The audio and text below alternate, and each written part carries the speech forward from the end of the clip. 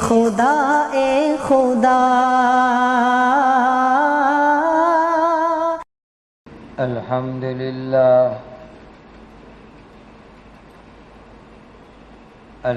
للہ نحمده ونستعینه ونستغفره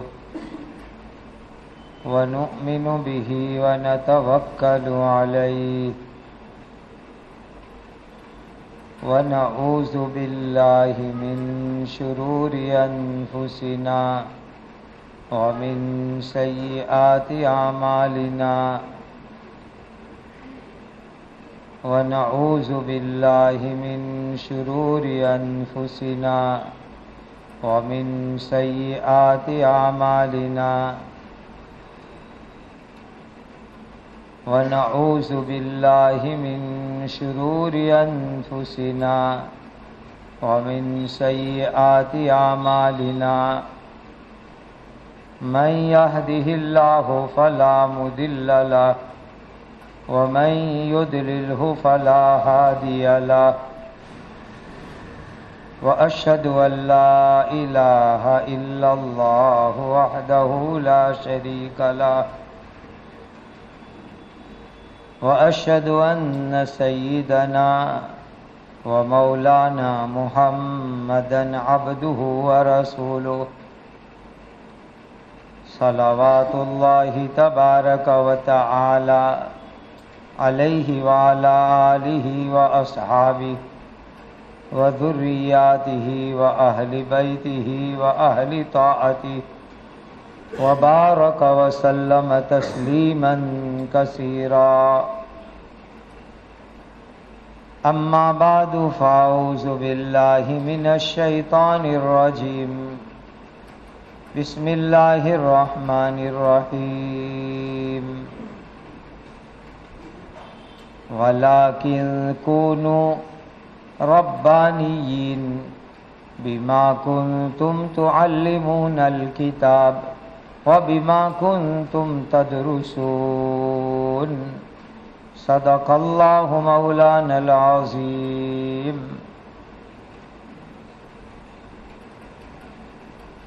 سب سے پہلے تو میں آپ کو مبارکباد دیتا ہوں کہ مکاتب کی فکروں کو لے کر آپ حضرات یہاں جمع ہوئے.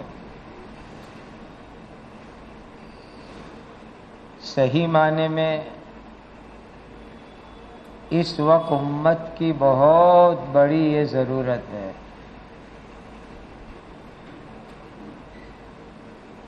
اور اللہ کو راضی کرنے کا بہترین ذریعہ ہے.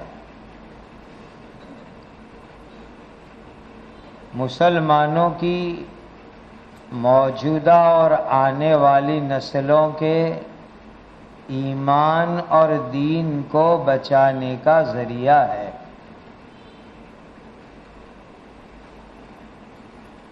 اللہ تعالی کی کتاب قرآن مجید کی صحیح تعلیم کے عام ہونے کا ذریعہ ہے. اور ہر مسلمان کو جو دین کا بنیادی ضروری علم حاصل کرنا چاہیے جو فرض عین ہے اس کا یہ مکاتب ذریعہ ہے. تو آپ سوچو کہ اس مکاتب کے ذریعے کتنے سارے کام ہوتے ہیں. بہت سارے نیک اور اچھے کام ان مکاتب کے ذریعے سے وجود میں آتے ہیں. اتنے سارے علماء بیٹھے ہیں یہاں پر. میں آپ سے ایک سوال کروں, ذرا غور کرو اس سوال پر.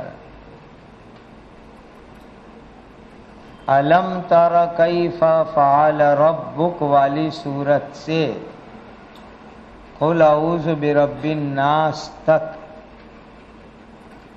یہ صورتیں قرآن کی اخیر والی اور الحمد شریف آپ بتائیے آپ نے کہاں سب سے پہلے یاد کی؟ سب سے پہلے آپ نے یہ صورتیں کہاں یاد کی؟ بتائیے. مکتب میں یاد کی. نماز میں ثنا پڑھتے ہیں، التحیات، درود شریف، دعائے قنوت پڑھتے ہیں. یہ آپ نے سب سے پہلے کہاں یاد کی؟ ارے بتائیے. بیان میں نہیں بیٹھے ہیں، مذاکرے میں بیٹھے ہیں. مکتب ہی میں یاد کی. کلمے 5 اسلام کے اور مسنون دعائیں آپ نے سب سے پہلے کہاں یاد کی؟ مکتب میں یاد کی. اب آپ اندازہ لگاؤ کہ ان مکاتب کی کتنی بڑی اہمیت ہے. آپ میں سے کتنے حضرات ہیں جنہوں نے دور حدیث شریف پڑھا؟ ذرا ہاتھ اٹھاؤ. ماشاءاللہ اکثر حضرات نے دورہ پڑھا. برابر. بخاری میں پہلا باب ہے، باب کیف کان بدء الوحی الی رسول اللہ صلی اللہ علیہ وسلم. اب سوال کر رہا ہوں، وہ بھی دھیان سے سوچو. جس شیخ الحدیث صاحب سے آپ نے بخاری پڑھی، انہوں نے وحی کی لغوی تعریف، وحی کی اصطلاحی تعریف، وحی کے اقسام بتائے تھے یا نہیں بتائے تھے؟ ارے بولو، بتائے تھے. وحی لغوی تعریف کیا، اصطلاحی تعریف کیا، وحی کے اقسام کیا، بتائے تھے شیخ الحدیث صاحب نے. اچھا سناؤ مجھے، کون کھڑے ہو کے سناتا ہے؟ وحی کی لغوی اصطلاحی تعریف اور وحی کے اقسام سنا. کون سنائے گا؟ دیکھ رہے ہو، حالانکہ بخاری قریب کے زمانے میں پڑھی ہے اور مکتب پڑھے ہوئے لمبا زمانہ ہو گیا.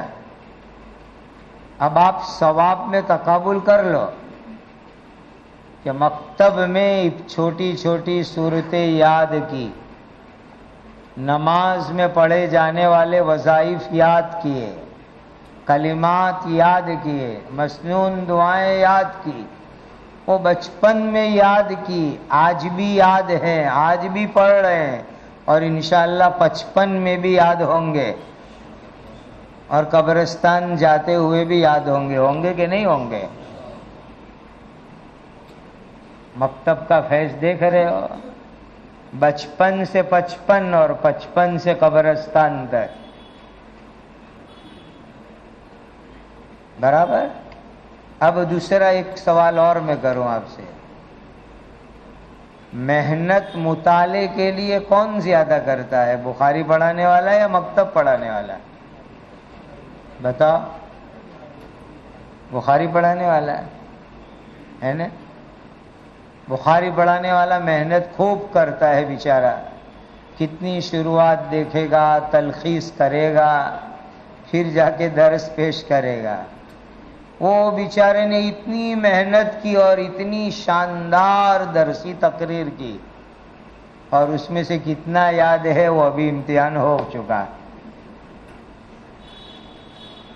اس کے مقابلے میں بیچارہ مکتب کا مدرس،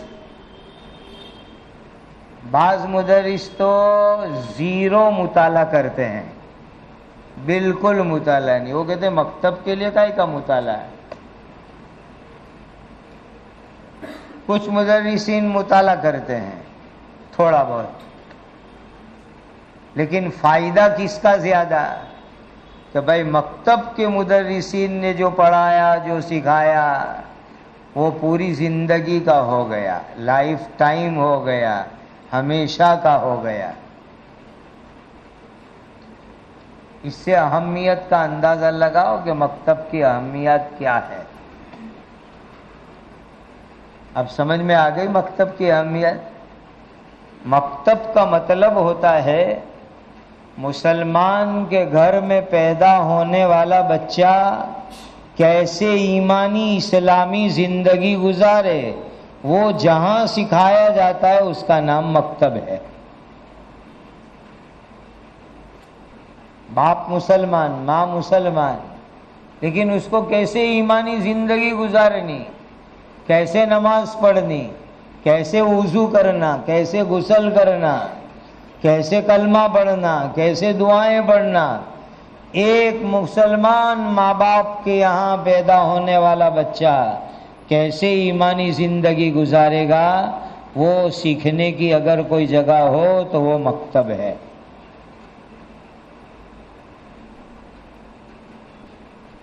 اور ایک بات آپ کو سنا، یہ ہمارے ملک کے جو مشہور شاعر ہے علامہ اقبال، جنہوں نے امت کی اپنے اشعار کے ذریعے بڑی رہنمائی کی، ایک زمانے میں مکتب کے مولویوں پر بڑی تنقید کرتے تھے، اماموں پر بھی تنقید کرتے تھے۔ اس زمانے میں انہوں نے ایک شعر بھی کہا تھا، امامت کیا ہے، قوم کی امامت کسے کہتے ہیں، اسے کیا جانے یہ 2 رکعت کے ملا۔ اس طرح کا تنقیدی شعر بھی انہوں نے کہا تھا اقبال نے کسی زمانے میں۔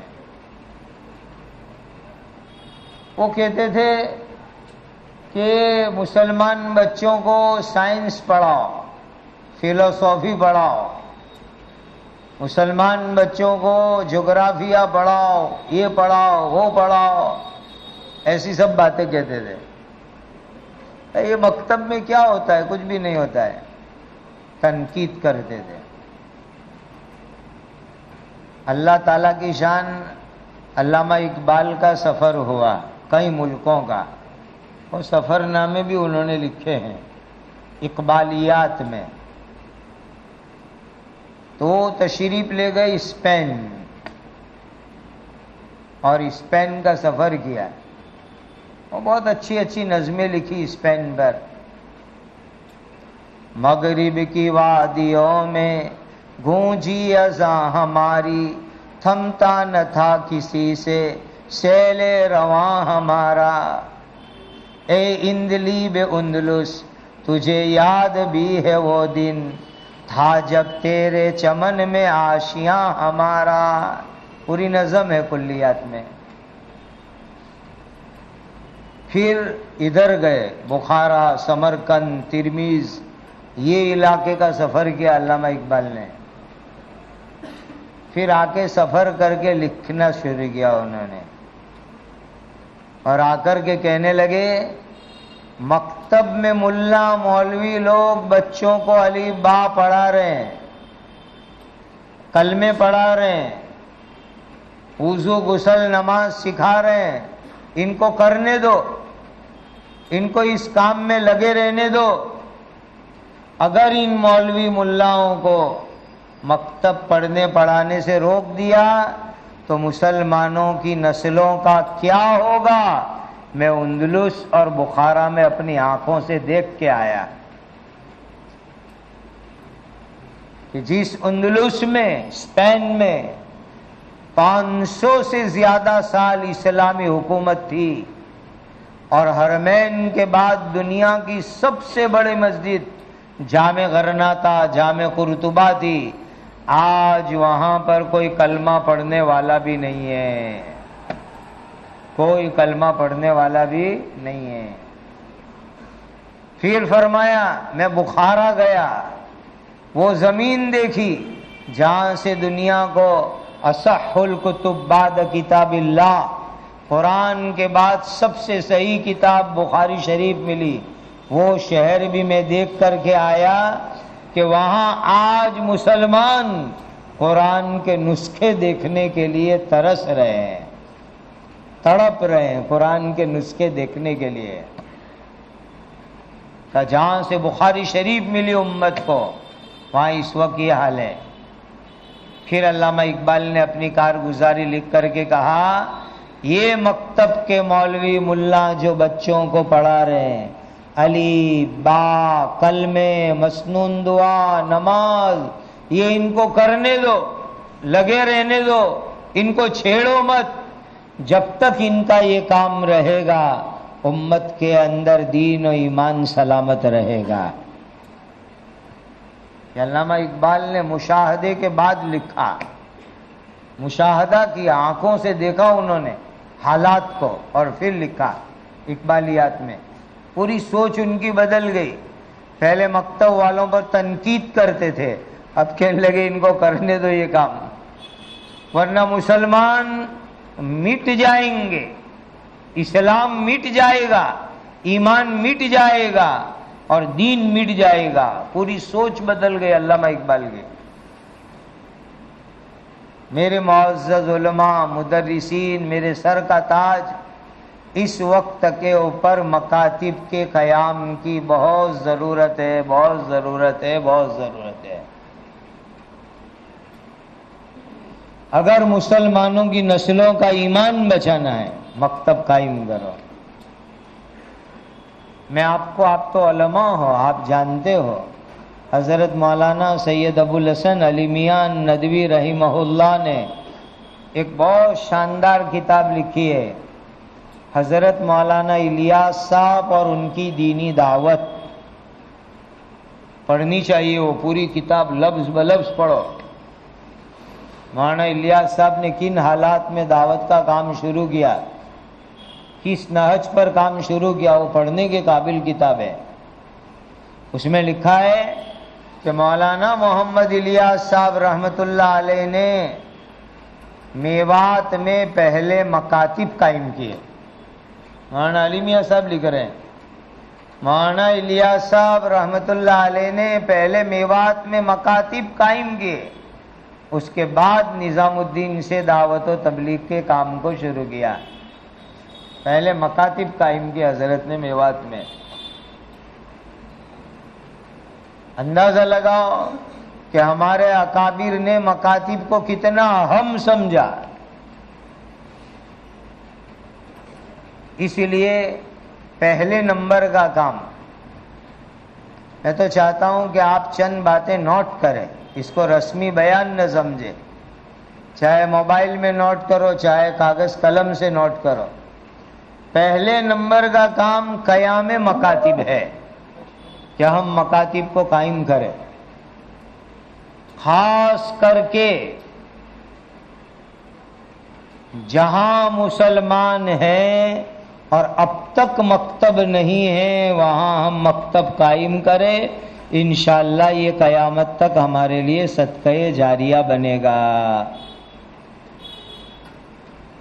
آج شب جمعہ ہے، سب نیت کرو انشاءاللہ ہم مکتب قائم کریں گے. یعنی جہاں مکتب نہیں ہے ایسی جگہوں پر مکاتب قائم کرو. اور دیکھو بعض لوگ کیا سمجھتے ہیں کہ جہاں زیادہ مسلمان ہو پھر مکتب قائم کرے، یہ شیطانی خیال ہے کہ صرف جہاں زیادہ مسلمان ہو وہی مکتب قائم کرنا. نہیں، ارتداد کے فتنے آتے ہیں جہاں 5 7 10 2 مسلمان رہتے ہیں، وہاں ارتدادی فتنے زیادہ آتے ہیں. جن گاؤں میں، جن جھوپڑ پٹیوں میں، جن نئی کالونیوں میں، جن نئے اپارٹمنٹ میں ندیوں کے کناروں پر 2 5 10 15 مسلمان ہیں، وہاں جا کر کے بھی مکتب قائم کرو. ہم جو حدیث بیان کرتے ہیں کیا مطلب اس کا؟ ہم حدیث بیان کرتے ہیں نا کہ جب قلعہ قموس فتح نہیں ہو رہا تھا خیبر میں، تو نبی کریم صلی اللہ علیہ وسلم نے حضرت علی کے ہاتھ میں جھنڈا دیا اور کہا علی جاؤ، تمہارے ذریعے ایک آدمی کو ہدایت مل جائے تو سرخ اونٹوں سے بہتر ہے. یہ حدیث بیان کرتے ہو کہ نہیں کرتے ہو؟ کیا اس حدیث کا یہ مصداق نہیں ہے کہ جہاں ایک مسلمان بچہ بھی پڑھنے والا ہو وہاں ہم دین کی تعلیم جاری کریں اور اس ایک بچے کا ایمان بچ جاوے، قرآن سیکھ لے وے، وہ ناظرہ پڑھ لے وے، نماز سیکھ لے وے، وضو غسل سیکھ لے وے، تو بھی انشاءاللہ اس حدیث کے ہم مصداق بن جائیں گے. جہاں زیادہ بستی ہے وہاں تو ضرور قائم کرنا ہے، لیکن یہ جو بعض لوگوں کا خیال ہے کہ جہاں زیادہ وہی مکتب، یہ شیطانی خیال ہے۔ ہماری محنت کا میدان 5، 10، 15، 2 مسلمانوں ایسی جگہ پر بھی ہم مکتب کھولے۔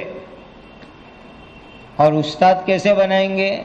استاد صاحب آپ ایسے 8 گاؤں لے لو، 5 گاؤں لے لو، 4 آبادی لے لو، آپ صبح میں بائک لے کے نکلو، پہلے یہاں چند گھر ہے وہاں پڑھاؤ، پھر 15 کلومیٹر آگے چند مکان ہے وہاں پڑھاؤ، پھر 20 کلومیٹر آگے 2-4 گھر ہے وہاں پڑھاؤ۔ صبح سے شام تک آپ کی نقل و حرکت کا قرآن پڑھانے کے لیے، کلمہ سکھانے کے لیے، سنت دعائیں یاد کرانے کے لیے۔ ارے جو لوگ 2 ویلر پر فیری کا کام کرتے ہیں، کپڑے بیچنے والے، برتن بیچنے والے، وہ ایسی بستیوں میں جاتے ہیں کہ نہیں جاتے؟ بولو جاتے ہیں کہ نہیں جاتے؟ کہ کہیں کوئی گراہک مل جاوے۔ جب دنیا دار ڈھونڈتے کہاں انسان ہے اور میرا مال بک سکتا ہے، تو ہم تو دین کی تجارت کرنے والے لوگ ہیں۔ ان اللہ اشترى من المؤمنین انفسهم واموالهم بان لهم الجنہ۔ ہم دین کے تاجر ہیں۔ جہاں ایک مسلمان چاہے احمد آباد سے 50 کلومیٹر دور ہو، 25 کلومیٹر دور ہو، لیکن ایک مومن کا گھر ہے تو کہا وہاں پر بھی تعلیم کا نظام ہم قائم کریں۔ تو بہت دھیان سے سنو، جہاں مسلمان جھوپڑ پٹیوں میں رہتے ہیں وہاں ڈھونڈو، نئی کالونیوں میں تلاش کرو، ندیوں کے کناروں پر تلاش کرو، اینٹ بنانے کے بھٹوں پر تلاش کرو، گورنمنٹ کے نئے پروجیکٹ چلتے ہیں وہاں ملازم مسلمانوں کو تلاش کرو، نئے اپارٹمنٹوں میں جاؤ اور جا کر ڈھونڈو کہاں ایمان والا ہے اور ان کے بچوں کے لیے تعلیم کا نظام نہیں ہے۔ ایسی جگہ پر ہم قرآن کی تعلیم زندہ کر دیں گے، انشاءاللہ قیامت تک صدقہ جاریہ بن جائے گا۔ چلو میں تشکیل کرتا ہوں۔ ابھی کون سا اسلامی مہینہ چل رہا ہے؟ ربیع الثانی چل رہا ہے۔ آئندہ ربیع الثانی تک 1 سال میں جہاں مکتب نہیں ہے ایسی جگہ 5 نئے مکتب کون جاری کرے گا؟ ماشاءاللہ ماشاءاللہ ماشاءاللہ، بہت خوب بہت خوب۔ چلو 3 کون جاری کرے گا؟ جہاں آج تک مکتب نہیں ایسی 3 جگہ پر ہاتھ اٹھاؤ۔ 3 مکتب صرف جہاں مکتب نہیں ہے، یا 1 مکتب صرف۔ اللہ کے بندو ایک کی نیت کرو۔ ماشاءاللہ ماشاءاللہ، بہت خوب بہت خوب۔ 1 مکتب بھی ہمارے ذریعے قائم ہو جائے جہاں آج تک مکتب نہیں ہے۔ اس کے لیے کیا کرو؟ پہلے اللہ سے دعا کرو 2 رکعت پڑھ کے، میرے اللہ کہاں میرا ایمان والا بھائی ہے اور وہاں قرآن کی تعلیم نہیں ہے، اے اللہ مجھے رہنمائی کیجئے، میں پہنچ جاؤں وہاں اور میرے ذریعے وہاں مکتب قائم ہو جائے۔ تو آپ 1 سال میں مکتب قائم کر کے حضرت مفتی رضوان صاحب کو رپورٹ لکھ کے بھیجو کہ الحمدللہ ثم الحمدللہ فلاں جگہ میں نے محنت کی، اللہ نے میری محنت میں جان ڈالی اور وہاں مکتب قائم ہو گیا، اور الحمدللہ اب بچے وہاں بچیاں پڑھنے لگی۔ کرو گے یہ کام پہلا؟ اس کو کہتے ہیں قیام مکاتب کا کام۔ اور اس کے لیے میں نے آپ کو جگہ بھی بتلا دی کہاں ڈھونڈنے نکلو گے۔ ایسی جگہوں پر ڈھونڈنے جاؤ۔ بنجر بستیوں میں جو زون کی جماعتیں چلتی ہیں نا، تو ان سے بھی بڑا کام ہوتا ہے۔ ایک زمانہ تھا جب ہم اس فیلڈ میں آئے تو لوگ یوں کہتے تھے کہ اپنا علاقہ تو مقدار العلوم اور جامعات کا علاقہ، اپنی یہاں کہاں ضرورت ہے، لوگ ہم کو یہی کہتے تھے۔ لیکن جب اس لائن میں قدم رکھا تو سورت کے بازو میں اون، بھیستان، سچین، جھوپڑ پٹیاں ہیں، لاکھوں مسلمان پورے ملک کے آ کے بسے ہوئے۔ جب ان مسلمانوں میں گھسے تو آج تقریباً 150 مکتب الحمدللہ وہاں قائم ہوئے. کتنے مکتب؟ 150. شہر کی جھوپڑ پٹیوں کے اندر جا جا کر کے. اب جائیں گے نا تو پھر اللہ راستے کھولیں گے، دکھائیں گے کہاں مسلمان ہیں. والذین جاہدوا فینا لنہدینہم سبلنا، جو ہمارے لیے محنت کرے گا ہم راستے کھولیں گے. مسجد میں بیٹھا ہوں، عجیب بات سنا. ہمارے یہاں پورے سورت کا جو کچرا اٹھاتی میونسپلٹی، تو کچرا اٹھا کر کے ایک جگہ ڈالتی ہے کچرا. مجھے کسی نے ایک مرتبہ کان میں کہا کہ جہاں پورے شہر کا کچرا آتا ہے نا وہ علاقے میں بھی مسلمان رہتے ہیں. ہم پہنچ گئے، ڈھونڈو کہاں ہے مسلمان. تو مسلمان بڑے بوڑھے بچے عورت سب ملے. وہ جو شہر سے گاڑی کی گاڑیاں آوے میونسپلٹی کی خالی کرے تو اندر سے سب ڈھونڈے، وہ پلاسٹک کی بوتل، پرانے برتن، پھر وہ بیچارے لے جا کر کے بیچ کے اپنا گزران چلاوے. ان کو ملے تو وہ مسلمان ہے. دوسرے کو کہا وہ بھی مسلمان ہے، اور وہ بھی مسلمان ہے. آدھے اوپر مسلمان نکلے. کہا اب یہاں مکتب شروع کرو. الحمدللہ مکتب شروع کیا. عالیشان اللہ تعالیٰ نے کئی مسجدیں وہ علاقے میں بنوا دی. ایک جگہ خبر آئی کہ یہاں فقیر لوگ رہتے، فقیر لوگ جو ریلوے اسٹیشنوں پر بس سٹاپ پر بھیک مانگنے جاتے ہیں. چلو جائیں گے. وہاں بھی ملے ان سے تو وہاں بھی آدھے اوپر مسلمان ملے، فقیر. اب فقیروں کے بچوں کو جمع کیا، بیٹو پڑھو گے؟ ان کو پڑھنا کچھ معلوم نہیں. سمجھایا، ترغیب دی. تو انہوں نے ایک شرط لگائی کئی دنوں کے مشورے کے بعد کہ دوپہر کے بعد ہوئے تو ہم پڑھنے آوے. میں نے کہا کیوں؟ تو کہا اس لیے کہ صبح سویرے ہم لوگ مانگنے نکل جاتے ہیں، دوپہر تک ہم آمدنی کے انتظامات کرتے ہیں، اس لیے صبح میں تو پڑھنے آنا ناممکن ہے، دوپہر کے بعد کا کچھ سوچو. میں نے کہا انشاءاللہ. تو ان فقیروں کی اولاد میں مکتب شروع ہوئے. آج الحمدللہ ان فقیروں کی اولاد کا قرآن آپ سنو نے تو کسی دارالعلوم کے قاری کی طرح وہ الحمدللہ پڑھتے ہیں. میں اللہ کے گھر میں بیٹھ کے کہتا ہوں، جس کو بھی سننا ہو ہماری طرف سے دعوت ہے، آ جاوے. میں لے جا کے سنواؤں گا، وہاں پر بھیجوں گا. وہاں فقیروں میں کچرا کے اندر سے چیزیں ڈھونڈ کر کے بیچ کر کے گزران چلانے والوں میں یہ مقامات ہے. یہ میں نے آپ کو پہلا مضمون بتلایا، وجود مکتب، قیام مکتب. سب کرو گے یہ کام؟ اس کے لیے دعائیں کرو 2 رکعت پڑھ کے اللہ سے کہ اللہ جہاں ایمان والا ہے اور اب تک وہاں مکتب نہیں ہے، اے اللہ میرے ذریعے سے وہاں ایک مکتب قائم کروا دیجئے اور مجھے اس کے لیے ذریعہ اور سبب بنا لیجئے. دعا اور کوشش کرو گے اور بہت جلدی اپنی کارگزاری لکھ کر کے جمع بھی کراؤ گے. دوسرا کام، دوسرے نمبر کا کام یہ ہے کہ جو مکاتب چل رہے ہیں ان مکاتب کو صحیح نظام اور صحیح نصاب پر لانا.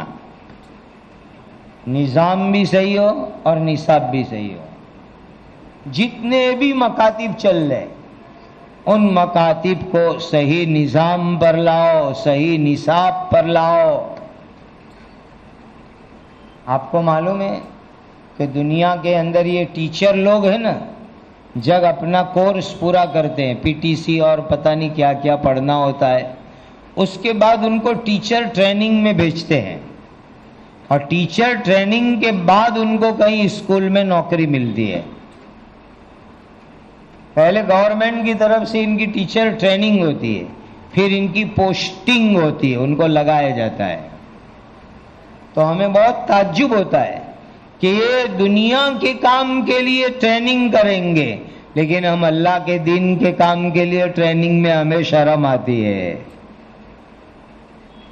اور بعض مولوی لوگ تو یوں کہتے ہیں کہ 10 سال مدرسے میں پڑھا، اب کیا پڑھنے کا، اب تو پڑھائیں گے ہم بیٹھ کر کے. اتنا بڑا علماء کا مجمع ہے، میں سوال کروں ہمارے نصاب میں کوئی ایک کتاب بھی ایسی ہے کہ مکتب میں بچوں کو کیسے پڑھایا جائے؟ ایک کتاب بھی ہو تو بتاؤ، ہے ہمارے نصاب میں؟ اردو دینیات، فارسی اول، عربی اول سے دورہ، افتاء، تخصصات، کوئی بھی درجہ پڑھو، ہے کسی مدرسے کے نصاب میں کہ جس کے اندر مکتب میں بچوں کو کیسے پڑھانا وہ باقاعدہ نصاب میں پڑھایا جاتا ہو؟ نہیں ہے. 30 سال سے تو میں جامعہ کا مدرس ہوں، ہمیں تو معلوم نہیں، کوئی اور ادارہ ایسا ہو تو واللہ عالم. کیا معلوم ہوا کہ ہم نے جو نصاب پڑھا اس نصاب کے بعد بچوں کو کیسے پڑھانا یہ بھی ایک فن ہے، اور اس فن کو سیکھنے کی ہمیں ضرورت ہے. جب سیکھ کر کے پڑھائیں گے تو انشاءاللہ ہماری تدریس سے فائدہ ہوگا، ہماری تدریس سے لوگوں میں خوب فائدہ ہوگا.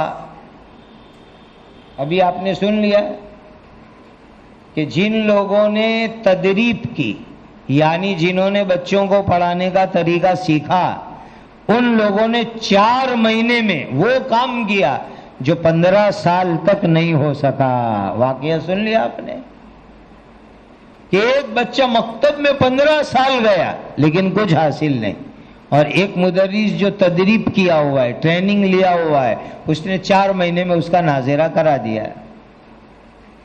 بہت مسائل ہے، بہت مسائل. مثلا ایک بڑا مسئلہ ہمارے یہاں کیا آتا ہے، بچہ بہت غبی ہے، بہت کمزور ہے، تو غبی اور کمزور کو کیسے پڑھاؤ گے؟ ہے نا ایک مسئلہ. دوسرا ایک بڑا مسئلہ آج کل بچوں میں غیر حاضری بہت ہے، کیسے غیر حاضری کو حل کرے؟ نمبر 3، بچے بہت کم وقت دیتے ہیں، مشکل سے 7، 7:30 بجے آئیں گے، نے 8:30 پر تو امی چھٹی لینے آ جائے گی، وقت بہت کم دیتے ہیں، کیسے پڑھاوے؟ ہے کہ نہیں یہ مسائل؟ یہ سب سنگین مسائل ہیں. یہ تو میں نے 2-3 گنوائے، اس کے علاوہ مکتب کی لائن کے مسائل کی لسٹ ہے، پوری لسٹ. وہ میں ایک مجلس میں آپ کو حل نہیں کروا سکتا، اس کے لیے آپ کو تدریب میں آنا پڑے گا. اور ہمارے یہاں اس سلسلے میں ایک کتاب پڑھائی جاتی ہے، بچوں کو پڑھانے کا طریقہ،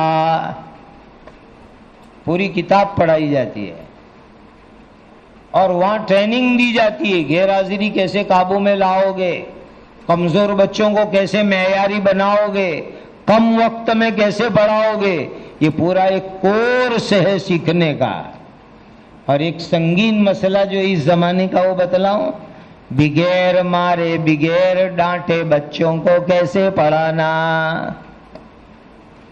مارنا بھی نہیں، ڈانٹنا بھی نہیں، آنکھ بھی لال نہیں کرنا. وہ زمانہ گزر گیا جب باپ مدرسے میں بچے کو دینے آتے تھے کہ استاد ہڈی میری، چمڑی نے بوٹی آپ کی. وہ زمانہ گزر گیا. اب تو یوں کہتے ہیں کہ بال بھی ٹوٹنا نہیں چاہیے. وہ دور آ گیا اب تو والیوں کا.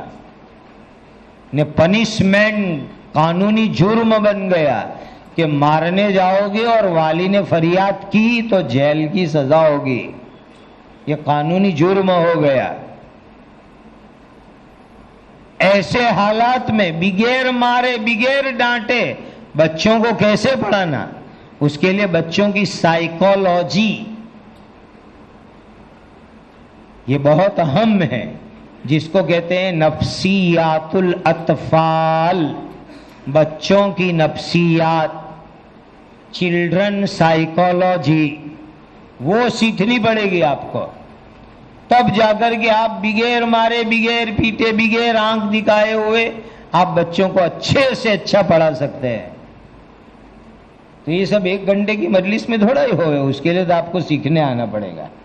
تدریب میں ہمارے یہاں الحمدللہ حدیث پڑھانے والے علماء مکتب کی تدریب لینے آتے ہیں. مسلم شریف، ترمذی شریف پڑھانے والے علماء وہ بچوں کو کیسے پڑھانا وہ سیکھنے آتے ہیں. 10 دن ہفتہ قیام کرتے ہیں وہ باقاعدہ. اور آگے بتاؤں، اللہ کو گواہ رکھ کر مسجد میں آکسفورڈ یونیورسٹی جو ورلڈ وائڈ یونیورسٹی ہے، اس کے پروفیسر لوگ ہمارے یہاں ٹریننگ لینے آئے کہ بچوں کی سائیکالوجی، نفسیات، کہ بچوں کو بغیر مارے اچھا قرآن پڑھانا، اچھی دین کی تعلیم دینا. آکسفورڈ یونیورسٹی کی برانچ کے پروفیسر لوگ آئے اور 4 دن 5 دن رہے تو وہ طریقہ دیکھ کر کے ایسے حیران ہو گئے کہ انہوں نے فلائٹ کی ٹکٹیں کینسل کرائی. ایک پروفیسر صاحب کا تو نکاح تھا تو فون کر کے نکاح ڈیلے کیا کہ شادی تو بعد میں بھی ہو جائے گی لیکن جو سیکھنے یہاں آیا ہوں وہ کہاں مجھے ملے گا. وہ سیکھے اور گئے سیکھ کر. اور ابھی میسج آیا کہ نیکسٹ ویکیشن میں ہم پھر آنا چاہتے ہیں. میں نے کہا اہلاً و سہلاً، مولویوں کی چٹائی پر تو ہر ایک کے لیے جگہ ہے، آ جاؤ اور سیکھو.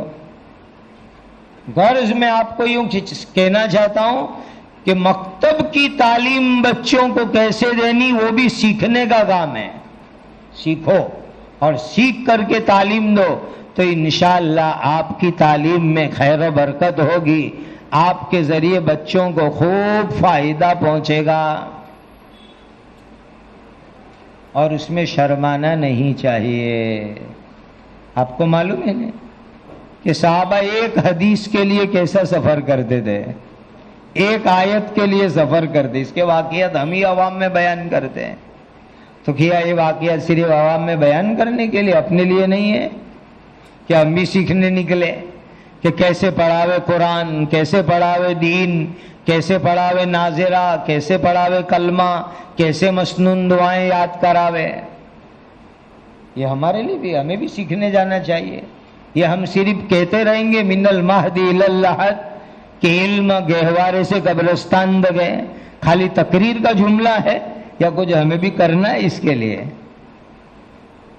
تو جو مکاتب چل رہے اس کو صحیح نہج پہ لاؤ، اس میں صحیح تعلیم کا نظام بناؤ. مکتب کی تعلیم صحیح اس وقت کہی جائے گی جب ہمارے مکتب کا ہر بچہ صحیح تجوید کے ساتھ قرآن ناظرہ پڑھنے لگے. ہر بچہ صحیح تجوید کے ساتھ ناظرہ قرآن پڑھنے لگے. اور میں اللہ کا شکر ادا کر کے کہتا ہوں جو بچے تدریب یافتہ مدرسین سے 3 پارے پڑھ لے وے، 3 پارے، اس بچے کو پورے قرآن میں سے کہیں سے بھی ناظرہ پڑھاؤ، 10 منٹ کا اس کو وقت دے دو، انشاءاللہ پورے قرآن میں کہیں سے بھی وہ پڑھے گا. اور جس کو دیکھنا ہو ہم کھلی دعوت دیتے ہیں، یہ کوئی ڈھکی چھپی بات نہیں، کھلی دعوت آپ سب کو. اور پہلے سے اطلاع مت کرنا تاکہ ہم تیاری کر کے رکھیں. فجر میں فون کرنا کہ امداد سے نکل کر کے ہم لوگ یہاں تک پہنچ گئے، اب اتنے قریب ہیں، بتاؤ کون سے مکتب میں آوے. تو ہم انشاءاللہ کہیں گے کون سے مکتب میں آپ کو جانا ہے. یہ لسٹ ہے آپ کے سامنے. اللہ کا شکر ادا کر کے کہتا ہوں 3 پارے پڑھے ہوئے ناظرہ والے بچے پورے قرآن میں سے اس کو دے دو، 10 منٹ دو، وہ انشاءاللہ خود حل کر کے آپ کو سبق سنائے گا. اور یہ بھی ہے ہماری ترتیب اما پارا کی بھی کہ صرف اما پارا پڑھ لے ہوئے وہ صحیح ترتیب سے پورے قرآن کو وہ حل کرے گا انشاءاللہ. اس لیے میرے معزز علماء، میرے سر کا تاج، امت کے بچے ہمارے لیے بہت بڑی امانت ہے، اس کو معمولی مت سمجھو. بچوں کی زندگی بنے گی مسلمانوں کی آنے والی نسل اور مسلمانوں کا مستقبل بنے گا. یہ معمولی محنت نہیں ہے. مکتب کی محنت مسلمانوں کی آنے والی اور مستقبل کی نسلوں میں ایمان کی حفاظت، قرآن کی تعلیم، اس کا یہ مکتب ذریعہ ہے۔ دوسری چیز سکھائی جاتی ہے دین کے بنیادی مسائل، وضو، غسل، عقیدے، سیرت، مسنون دعائیں، سیرت خلفائے راشدین، سیرت صحابہ۔ اور اب اس وقت جبکہ اسکولوں کے کورس سے مسلمانوں کی تاریخ ختم کر دی گئی، اتہاس تقریباً ختم ہوا، تو الحمدللہ مکتب کے نصاب میں تاریخ بھی لے آئے، ضروری تاریخ بھی آ گئے۔ اس وقت گمراہ فرقوں کا بہت زور ہے، تو مثبت انداز میں گمراہ فرقوں کا پورا رد مکتب کے نصاب میں لائے۔ ایک بچہ مکتب پورا کرے گا، جوانی کے جو مسائل پیش آتے ہیں اس کو لائے مکتب کے نصاب میں۔ ایک بیٹی جوان ہو گئی، اب جوانی کی لائن کے لڑکیوں کے مسائل اس کو لائے مکتب کے نصاب میں۔ میں آج الحمدللہ کہہ سکتا ہوں کہ تعلیم الدین کے 7 حصے جن بچے بچیوں نے پڑھ لیے وہ کم از کم آدھے مفتی تو بن جاتے ہیں، کم سے کم آدھے مفتی تو وہ انشاءاللہ بن جائیں گے۔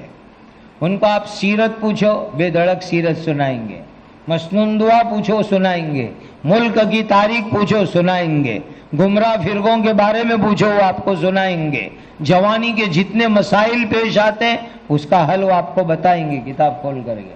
اس کے لیے آپ کو تربیت لینی پڑے گی، سیکھنا پڑے گا کہ کیسے ہم بچوں کو یہ ساری چیزیں سکھائیں، اور سیکھنے کے اندر شرم نہیں ہونی چاہیے۔ فَاسْأَلُوا أَهْلَ الذِّكْرِ إِن كُنتُمْ لَا تَعْلَمُونَ، نہیں جانتے ہو جاننے والوں سے پوچھو کہ یہ کام ہم کیسے کریں گے، یہ ہماری ذمہ داری بنتی ہے۔ اور جیسے مفتی صاحب نے آپ کو سنا ہے مولانا سعید صاحب رحمۃ اللہ علیہ کا واقعہ، بالکل صحیح ہے، حضرت تھانوی کے ملفوظات میں بھی ہے، اگر قرآن مجید کی صحیح تعلیم عام ہوگی تو مالیات کے لائن کے مسائل اللہ خود بخود حل کر دیں گے، مدرس کے بھی نے مدرسے کے بھی، دونوں کے۔ اگر صحیح تعلیم آپ نے دی قرآن کی اخلاص کے ساتھ تو مدرس اور مدرسہ دونوں کو انشاءاللہ مالیات کی لائن کی کبھی تکلیف نہیں آئے گی۔ ابھی میں جے پور گیا تھا مکتب کے پروگرام میں، تو وہاں کچھ سب پڑھے لکھے لوگ بھی تھے، سب یہی فکر کرتے مولویوں کا پگار، مولوی لوگ بہت غریب حالات میں رہتے ہیں، یہ وہ ہیں۔ میں نے ان کو ایک سچا قصہ سنایا اللہ کے گھر میں، اللہ کو گواہ رکھ کر گئے، وہ آپ کو بھی سناؤں۔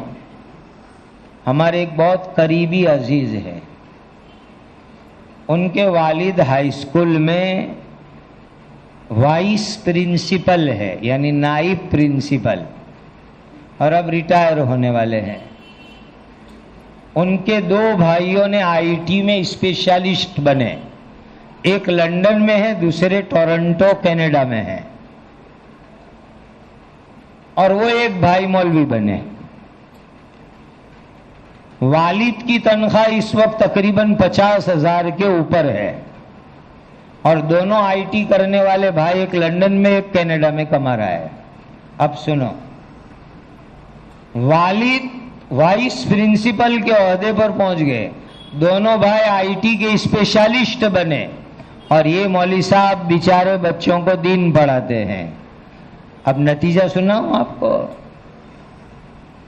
والد صاحب اور دونوں بھائی کرائے اور بھاڑے کے مکان میں رہتے ہیں، اور مولوی صاحب اپنی بیوی کے ساتھ بنگلے میں رہتے ہیں، ذاتی بنگلے میں۔ والد صاحب اور بھائیوں نے آج تک حج نہیں کیا، مولوی صاحب نے، ان کی بیوی نے 2 حج کر لیے۔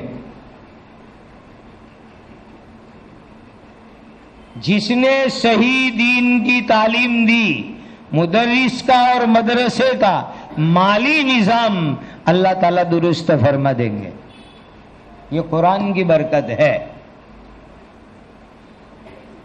اور ایک اور واقعہ میں ایک سناؤں. ایک جگہ پر ایک مفتی صاحب رہتے ہیں اور ان کے قریب میں ایک ڈاکٹر صاحب رہتے ہیں.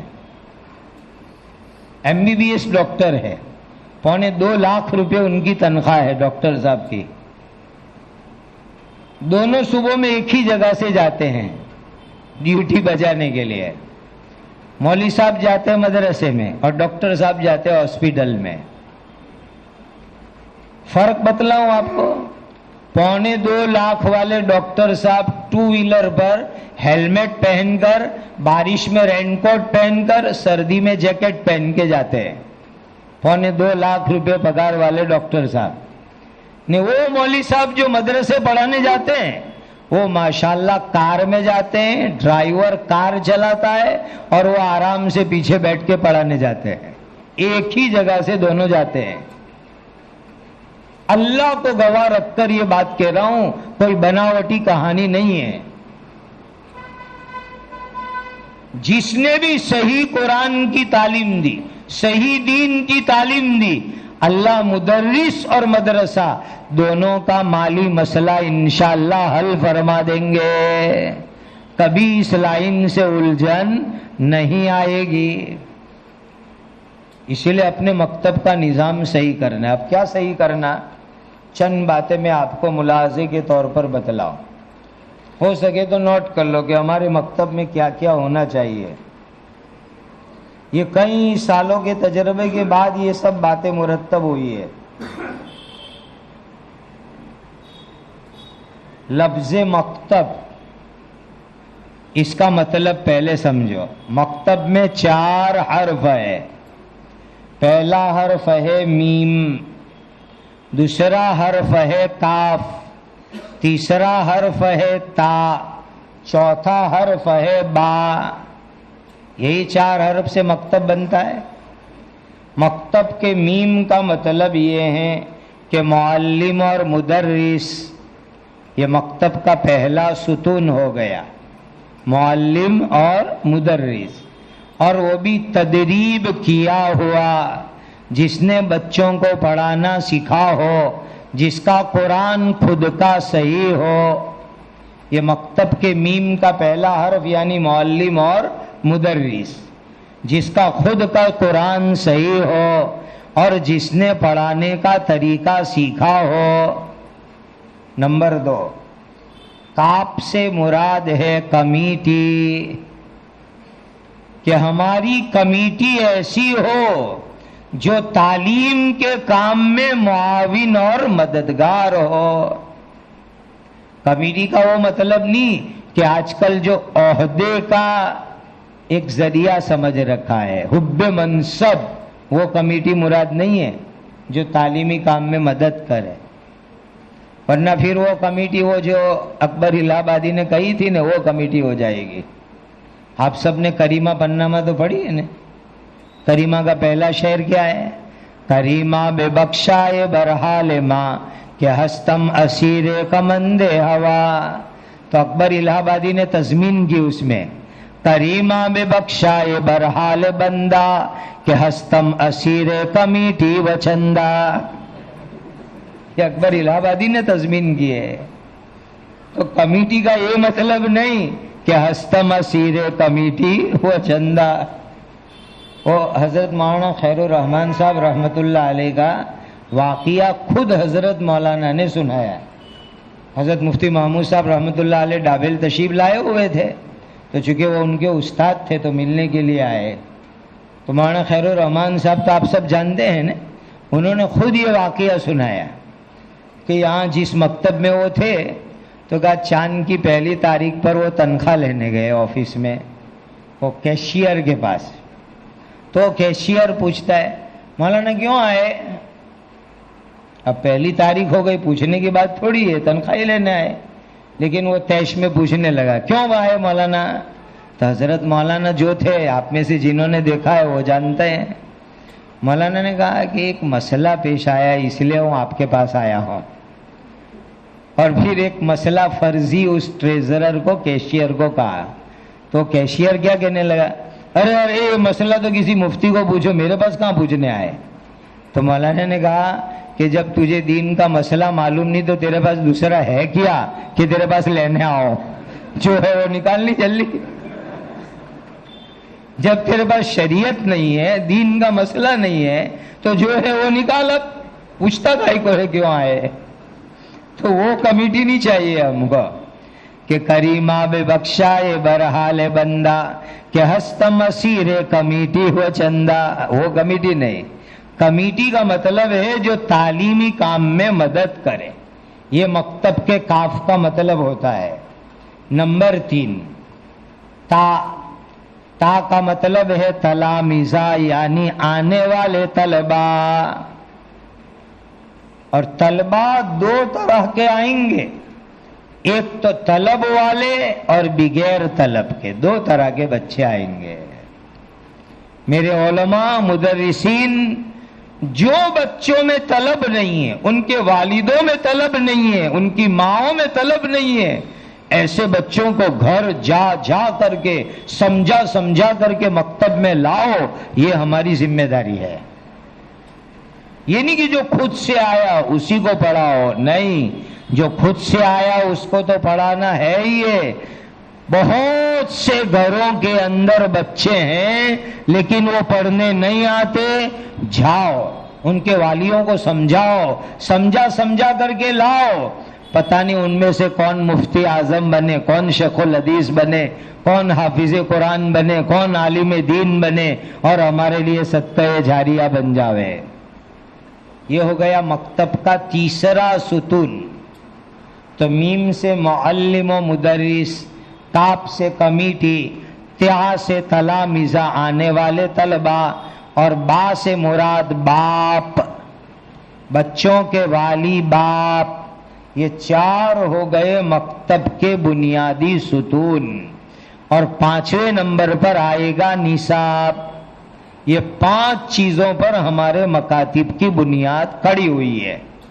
ایک مکتب، میم مدرس، کمیٹی، طلبہ، باپ، اور 5ویں نمبر پر ہے نصاب۔ یہ ہیں ہمارے مکاتب کی 5 ستون، 5 پلر، اس کے اوپر ہمارے مکاتب کی عمارت کھڑی ہوئی ہے۔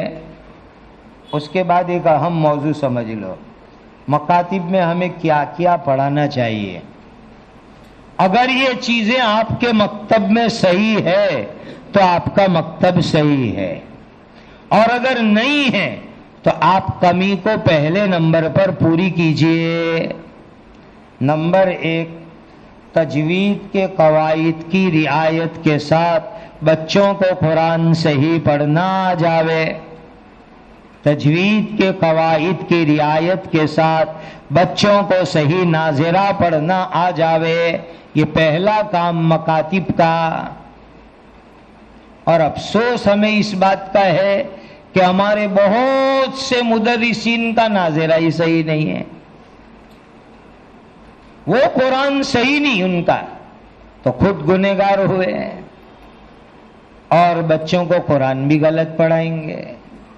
سنو مسئلہ بتاؤں حوالے کے ساتھ، جمال القرآن جو حضرت تھانوی رحمت اللہ علیہ کی کتاب ہے، اس کے اندر یہ مسئلہ لکھا ہوا ہے کہ جو مدرس بچوں کو صحیح قرآن نہیں پڑھاتا اس کے لیے تنخواہ لینا ناجائز ہے۔ اسی لیے حوالے کے ساتھ یہ مسئلہ سنایا۔ جمال القرآن میں حضرت تھانوی رحمت اللہ علیہ کی کتاب میں یہ لکھا ہوا ہے، جو مدرس بچوں کو صحیح قرآن نہ پڑھاوے اس کے لیے تنخواہ لینا ناجائز ہے۔ اسی لیے اول نمبر پر اپنا قرآن صحیح کرو اور بچوں کو صحیح قرآن پڑھاؤ، یہ ہماری بہت بڑی پہلی ذمہ داری۔ نمبر 2، صحیح بنیادی ضروری عقائد، یہ دوسرے نمبر پر، صحیح بنیادی ضروری عقائد، مثبت اور منفی دونوں طریقے سے۔ اس لیے روزانہ مکتب میں 5 منٹ عقیدوں کی، مثلا بیٹا کس نے ہم کو پیدا کیا؟ سب بچے کہیں گے اللہ نے۔ ہمارے نبی کون؟ کہا حضرت محمد الرسول اللہ صلی اللہ علیہ وسلم۔ ہماری کتاب کون سی؟ تو کہا قرآن مجید۔ یہ بنیادی باتیں دین کی، روز 5 منٹ سوال جواب کے انداز میں ہو، ان کے دماغ میں صحیح اسلامی بنیادی عقیدے بٹھانا، یہ مثبت طریقہ ہوا۔ پھر اس میں منفی طریقہ آئے گا۔ منفی طریقے میں کیا آئے گا کہ کانوینٹ اسکول میں جانے والا بچہ، ایک مثال دیتا ہوں، وہ کہے گا دا گاڈ از 3، خدا 3 ہے، ایک جیجس یعنی حضرت عیسیٰ، دوسرے مدر میری حضرت مریم، اور تیسرے روح القدس یا اللہ۔ یہ عقیدہ کانوینٹ اسکولوں میں بچوں کو سکھایا جاتا ہے، 3 خداؤں والا عقیدہ۔ تو ہمیں بچوں کو منفی انداز میں بھی سمجھانا ہے کہ 3 خدا نہیں ہے، اللہ ایک ہے۔ مثبت منفی دونوں طریقے سے عقائد بچوں کو سکھانا، یہ مکاتب کا دوسرا کام ہوا۔ تیسرے نمبر کے اوپر ضروری دینی مسائل، ضروری دینی مسائل، نماز، وضو، روزہ، غسل۔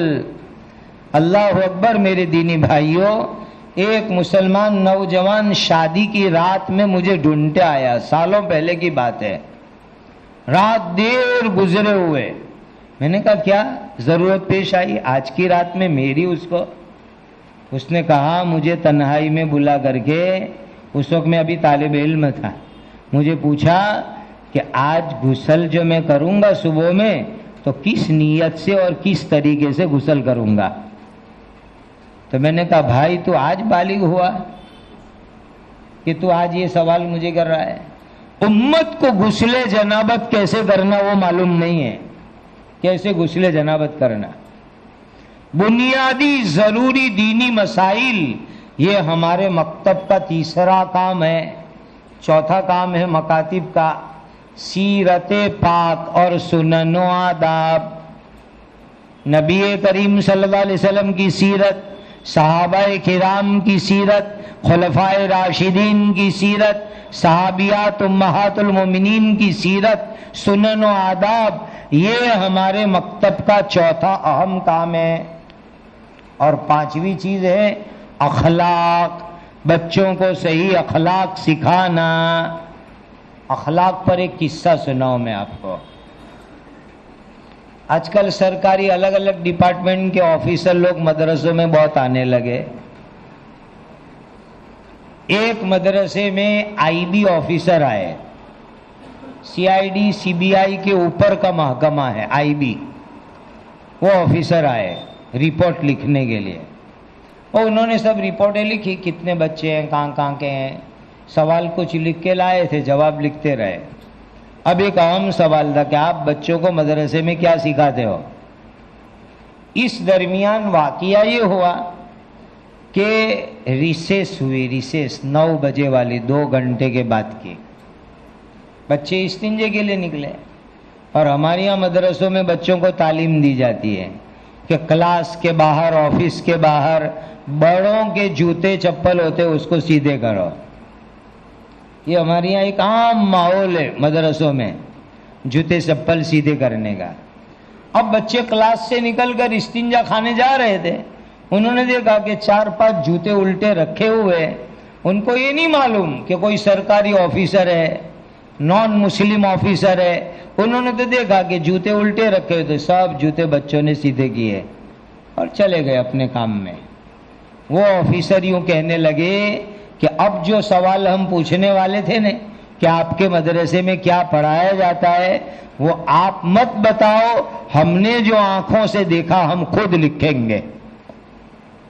ہم نے آنکھوں سے دیکھ لیا کہ مدرسے میں بچوں کو کیسے اخلاق سکھائے جاتے، کہ وہ بچوں کیسے رسپیکٹ اور ادب کرتے، کہ وہ جوتے سیدھے کرنا ان کو سکھایا، ہم خود لکھ لیں گے جواب، آپ کو بولنے کی کوئی ضرورت نہیں۔ اخلاق سکھانا۔ اور 6ٹھی چیز ہے مکتب میں محفوظات۔ محفوظات کا مطلب یہ ہوتا ہے کہ چند چیزیں زبانی یاد ہونی چاہیے، مثلا 5 کلمے ہیں مسنون دعائیں ہیں، کچھ حدیثیں ہیں، چند صورتیں ہیں نماز کے متعلق، یہ ہیں محفوظات۔ کم از کم یہ 6 چیزیں ہمارے مکاتب میں صحیح طرز سے پڑھائی جائے تو انشاءاللہ وہ مکتب صحیح ہے، کامیاب ہے، اور اس سے نکلنے والا بچہ انشاءاللہ کامل مسلمان بنے گا، کامل مسلمان بنے گا، اور ہمارے لیے صدقہ جاریہ بنے گا۔ اسی لیے اب یہ دوسری نیت کرو کہ جتنے مکاتب قائم ہیں انشاءاللہ ان تمام مکاتب کو صحیح نہج پر لائیں گے۔ کرو گے یہ کام؟ یہ 6 کام جو آپ کو بتلائے اپنے اپنے مکاتب میں لاؤ، یہ 6 کام، تو انشاءاللہ اس مکتب کا فائدہ بڑھے گا، فیض عام ہوگا، اور یہاں سے تیار ہونے والے بچے کامل متقی مسلمان بنیں گے۔ حضرت علامہ شبیر احمد صاحب عثمانی رحمۃ اللہ علیہ مفسر و محدث، ان کے مقالات میں لکھا ہے کہ جو بچہ ہماری صحیح مکتب کی تعلیم حاصل کر لے گا وہ بچہ کچھ بھی ہو سکتا ہے لیکن مرتد نہیں بن سکتا۔ جو بچہ ہماری صحیح مکتب کی تعلیم حاصل کر لے گا وہ کچھ بھی ہو سکتا ہے لیکن مرتد نہیں ہو سکتا۔ اسی لیے عزائم کرتے ہو مکتب کا نظام صحیح کرنے کی۔ تو ایک ہے قیام مکتب، کہ جہاں اب تک مسلمانوں کے یہاں مکتب قائم نہیں ہوا وہاں مکتب قائم کریں گے، اور جو مکاتب ہے اس کو صحیح نہج پر لائیں گے، انشاءاللہ یہ جنت کمانے کا ذریعہ ہے۔ میں نے آیت پڑھی تھی وَلَٰكِن كُونُوا رَبَّانِيِّينَ بِمَا كُنتُمْ تُعَلِّمُونَ الْكِتَابَ وَبِمَا كُنتُمْ تَدْرُسُونَ۔ ربانی، رب والے، اللہ والے بننے کا بہترین طریقہ بما کنتم تعلمون الکتاب، قرآن مجید کی تعلیم، وبما کنتم تدرسون، قرآن کی تعلیم و تدریس، یہ ربانی اور اللہ والا بننے کا بہترین طریقہ ہے۔ اور دعاؤں کا اہتمام بھی کرو۔ حضرت قطب عالم میاں جی نور محمد صاحب کی 1-2 باتیں سنا کر میں بات مکمل کر دوں۔ ہمارے سلسلے کے بہت بڑے بزرگ ہیں، بہت اوپر کے درجے کے بزرگ۔ میں آپ کو مختصر شجرہ سناؤں تو حضرت شیخ زکریا صاحب رحمۃ اللہ علیہ فضائل اعمال والے، ان کے پیر حضرت مولانا خلیل احمد صاحب سہارنپوری، ان کے مرشد حضرت مولانا رشید احمد گنگوہی، ان کے پیر و مرشد حضرت حاجی امداد اللہ صاحب مہاجر مکی، حضرت حاجی صاحب کے مرشد حضرت میاں جی نور محمد جنجانوی رحمت اللہ علیہ، بہت اونچے درجے کے اللہ کے ولی تھے، بہت اونچے درجے کے اللہ کے ولی، پورے سلسلے کے سرتاج ہے وہ، سرتاج۔ حضرت میاں جی نور محمد صاحب نے 37 سال تک مکتب پڑھایا، 37 سال مکتب، زندگی مکتب پڑھانے میں لگائی۔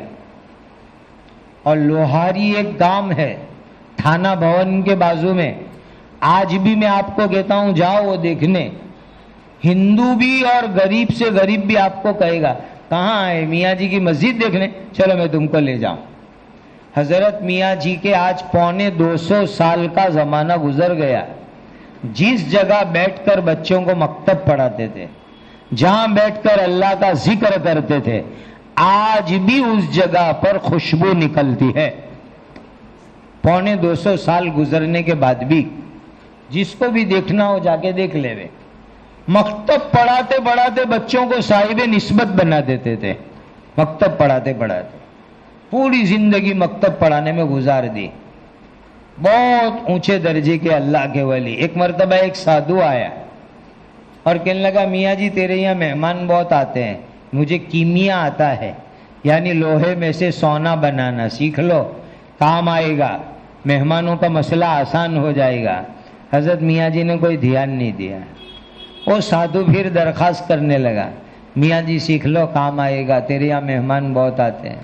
حضرت نے کوئی توجہ نہیں دی. پھر تیسری مرتبہ وہ سادھو اصرار کرنے لگا, نہیں نہیں میاں جی سیکھ لے, تیرے یہاں مہمان بہت آتے ہیں, خرچے بہت ہے, کیمیا سیکھ لے تاکہ لوہے میں سے تانبے میں سے سونا بناوے اور خانقاہ کا گزران چلے. جب اس نے بہت اصرار کیا, حضرت میاں جی جہاں بیٹھے ہوئے تھے وہاں سے ایک مٹی کا ڈھیلا اٹھایا اور ڈھیلا اٹھا کے سامنے دیوار پہ مارا اور سادھو کو کہا دیکھ, تو پوری دیوار سونے کی بن گئی تھی, پوری دیوار سونے کی.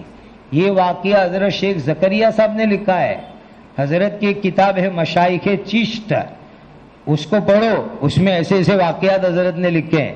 جنہوں نے فضائل اعمال لکھی نا انہوں نے مشائخ چشت کتاب لکھی ہے, اس میں یہ واقعہ لکھا ہے کہ حضرت میاں جی نے ایک ڈھیلا مارا تو پوری دیوار سونے کی ہو گئی. تو وہ سادھو چرنوں میں گر گیا, معافی مانگنے لگا, میاں جی تجھے ضرورت نہیں کی میاں سیکھنے کی, تیری کرامت دیکھ لی ہم نے. اتنے اونچے درجے کے اللہ کے ولی تھے, لیکن پوری زندگی جھنجھانا میں بچوں کو ناظرہ پڑھانے میں گزار دی. وَلَٰكِن كُونُوا رَبَّانِيِّينَ بِمَا كُنتُمْ تُعَلِّمُونَ الْكِتَابَ وَبِمَا كُنتُمْ تَدْرُسُونَ. اخلاص سے مکتب پڑھاؤ, صحیح نحو سے پڑھاؤ, انشاءاللہ اللہ والا بھی بن جاؤ گے اور دنیا کے مسائل بھی اللہ تعالی حل فرما دیں گے. اور ایک دعا اللہ سے خوب کرو, اے اللہ موت تک قرآن کی خدمت میں لگا کے رکھنا.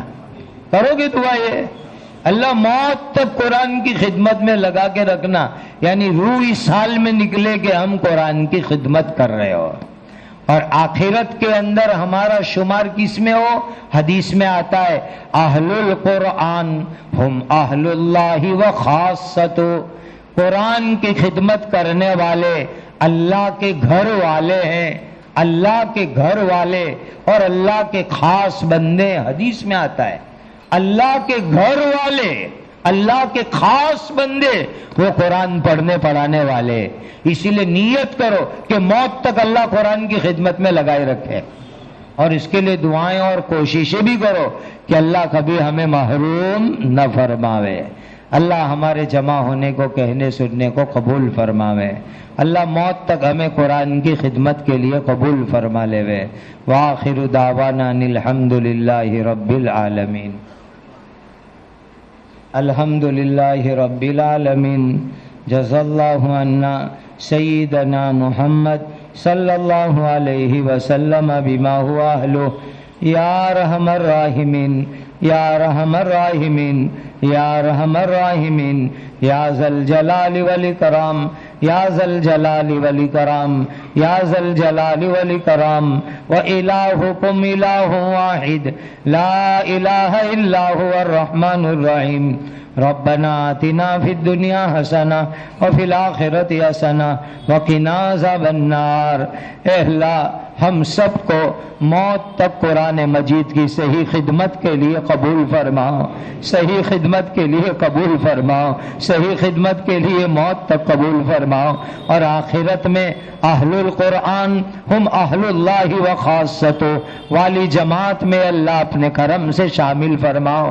اے اللہ جہاں بھی پوری دنیا میں ایمان والے ہیں ہر جگہ پر صحیح نہج کا مکتب قائم کروا دیجئے اور امت کو 100% مکاتب سے جوڑ دیجئے.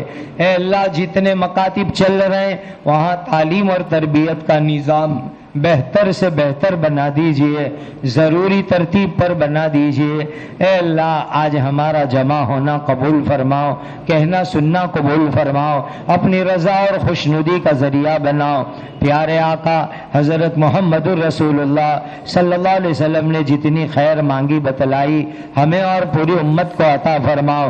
حضرت نبی کریم صلی اللہ علیہ وسلم نے جن شرور سے پناہ چاہی اے اللہ میری اور ہم سب کی پوری امت کی حفاظت فرماؤ. اللہم صلی وسلم وبارک وانعم علی سیدنا محمد وعلی آلہ وصحبہ اجمعین. اللہم آمین, اللہم آمین, اللہم آمین. سبحان ربک رب العزت عما یصفون وسلام علی المرسلین والحمد للہ رب العالمین.